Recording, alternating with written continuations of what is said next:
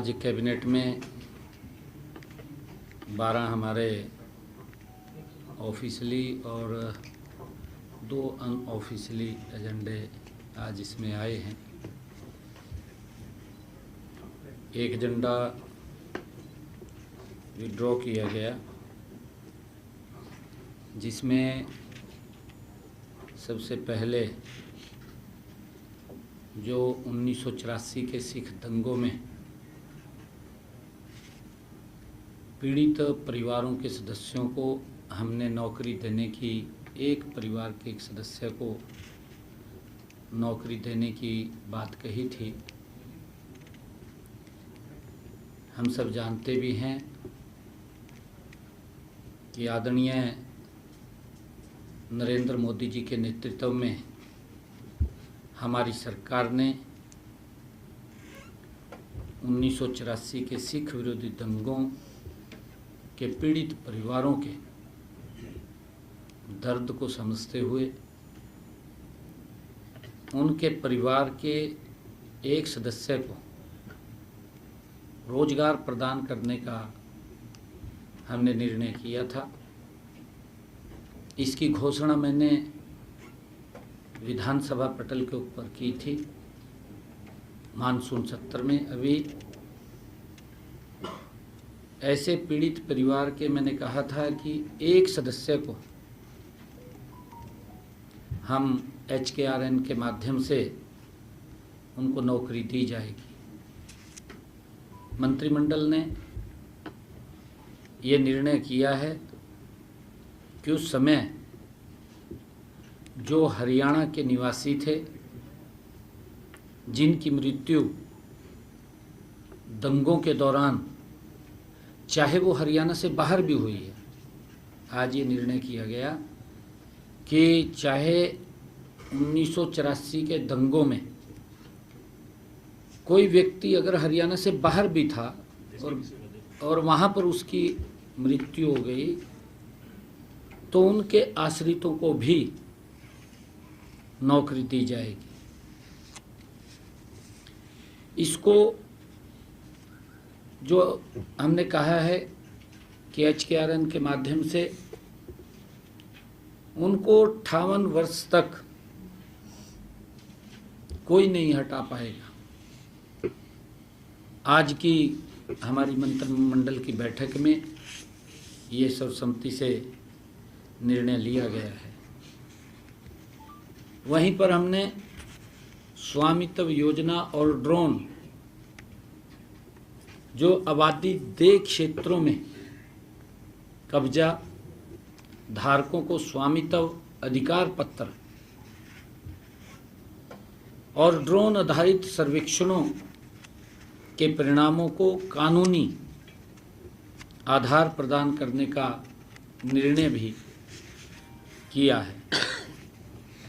इस संबंध में आज बैठक में एक अध्यादेश को मंजूरी दी गई है।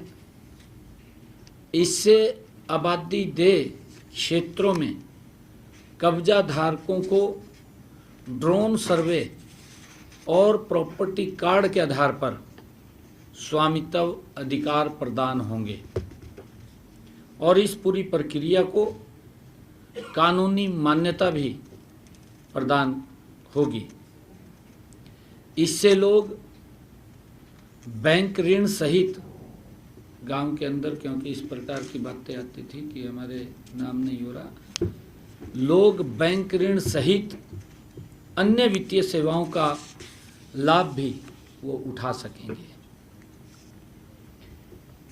आज की कैबिनेट की बैठक में जो टीचर्स ट्रांसफर पॉलिसी 2025 को भी मंजूरी दी गई है, जिसके तहत पॉलिसी का सरलीकरण भी किया गया है।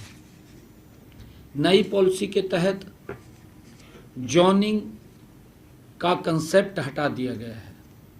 पहले जोन थे, वो जोन का कंसेप्ट वो हटा दिया गया है, जिससे शिक्षक सीधे ही कोई भी स्कूल चुन सकते हैं।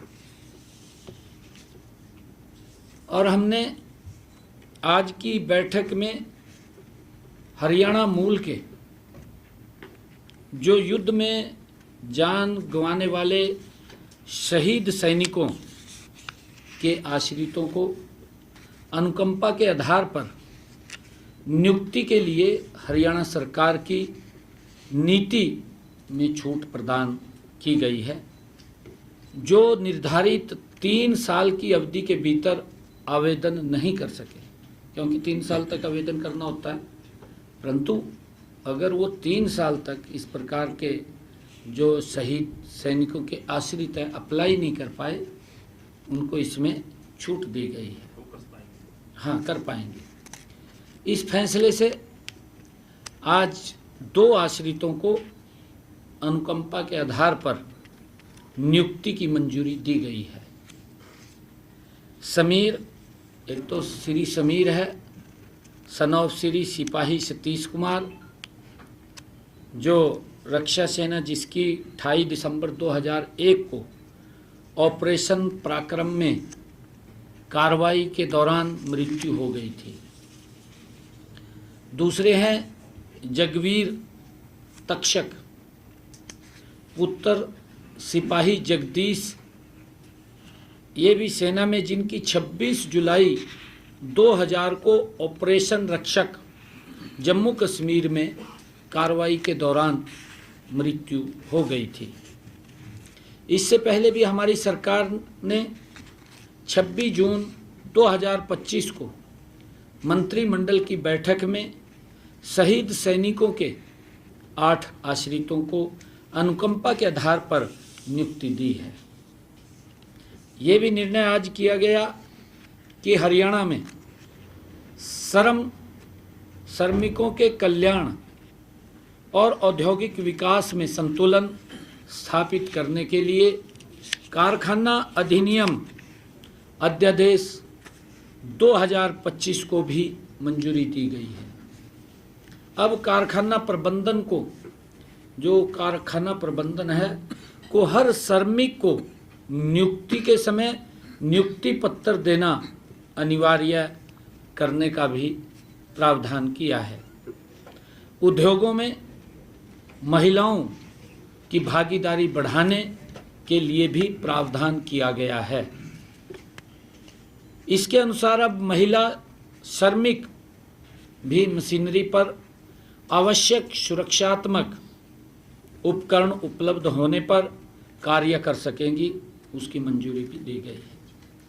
संशोधन में 3 तिमाही ओवरटाइम सीमा को 115 घंटे से बढ़ाकर अब 144 घंटे किया गया है। पहले 115 घंटे था, हाँ, अब उसको 144 घंटे कर दिया है, उसको बढ़ा दिया है। सभी ओवरटाइम कार्य स्वैच्छिक रहेंगे, कोई दबाव नहीं रहेगा, कोई करना चाहे करे ना, ये नहीं करना चाहे ना करे। सामान्य मजदूरी दर से 2 गुनी दर से मुआवजा दिया जाएगा, जो उसकी मजदूरी है, अगर ओवर टाइम करता है उसके ऊपर डबल चार्ज किया जाएगा, जिससे श्रमिकों के अधिकारों की सुरक्षा सुनिश्चित होगी। श्रमिकों के बैठक में यह भी निर्णय किया गया कि हरियाणा दुकान एवं वाणिज्य प्रतिष्ठान संशोधन अध्यादेश 2025 को मंजूरी दी गई है। संशोधन के तहत 20 से कम कर्मचारी वाले प्रतिष्ठान दुकान पर हरियाणा दुकान एवं वाणिज्य प्रतिष्ठान लागू नहीं होंगे, उससे छूट दी गई कि 20 से कम अगर किसी दुकान पे वर्कर्स काम कर रहे हैं तो उसको रजिस्ट्रेशन की आवश्यकता नहीं है। पंजीकरण, संशोधन और अन्य कार्य पूरी तरह से एक ऑनलाइन पोर्टल के माध्यम से होंगे, ये भी निर्णय किया गया है। और क्रिमिनल प्रोविजन को भी हटा दिया गया है। सभी कर्मचारियों को आइडेंटिटी कार्ड, अपॉइंटमेंट लेटर दिए जाएंगे। आइडेंटिटी कार्ड भी होगा हर कर्मचारी का, अपॉइंटमेंट लेटर भी उसको दिया जाएगा। ये भी निर्णय आज किया गया है बैठक में कि पंजाब ग्राम श्यामलात भूमि नियमों में संशोधन को भी मंजूरी दी गई है। अब पंचायत द्वारा खेती के लिए पट्टे पर दी जाने वाली प्रस्तावित भूमि में से 5% भूमि 60% से अधिक विकलांगता वाले व्यक्तियों के लिए आरक्षित होगी। ये निर्णय किया गया कि विकलांगों के लिए हाँ उनको बेनिफिट दिया है कि 5% भूमि जो गांव के अंदर है उसकी उनके लिए, और जिनका 60% तक वो हैंडीकैप हैं उनको ये लाभ दिया गया। इसी प्रकार पंचायत भूमि पर गौअभ्यारण्य स्थापित करने के उद्देश्य से पशुपालन एवं डेयरी विभाग या हरियाणा गौ सेवा आयोग को 20 वर्ष की अवधि के लिए 5100 रुपये प्रति एकड़ प्रति वर्ष की दर से कुछ नियमों तथा शर्तों पर भूमि पट्टे पर देने का ये प्रावधान भी किया गया है। और इसके अलावा बैठक में यह भी मंजूरी दी गई कि ग्राम पंचायतें अपने स्तर पर 250 एकड़ तक की भूमि उपयोग योजना तैयार कर सकते हैं। पहले 100 एकड़ था, अब इसको 250 एकड़ किया गया है। और जो टेबल एजेंडा आए थे जिसका मैंने जिक्र किया है, उसमें बैठक में हरियाणा मंत्रिमंडल ने ईज ऑफ डूइंग बिजनेस के तहत इंडस्ट्रियल जोन में उद्योग स्थापित करने के लिए सेल्फ सर्टिफिकेट से कागजात लिए जाएंगे, CLU के लिए नहीं। क्योंकि अगर इंडस्ट्रियल जोन है, वहाँ कोई प्लॉट है किसी का इंडस्ट्रियल जोन के अंदर, CLU लेनी पड़ती थी। और टाउन कंट्री प्लानिंग का जो हमारा TCP है उसके चक्कर काटने पड़ते थे। अब चक्कर काटने की आवश्यकता नहीं, उसका सेल्फ सर्टिफिकेट भी मेरा इस जोन के अंदर प्लॉट है और वो अपनी सेल्फ सर्टिफिकेट से बना सकता है। हाँ, इससे पारदर्शी व्यवस्था हमारी सरकार का मुख्य उद्देश्य है। उद्योगों को इससे बहुत आसानी हो जाएगी।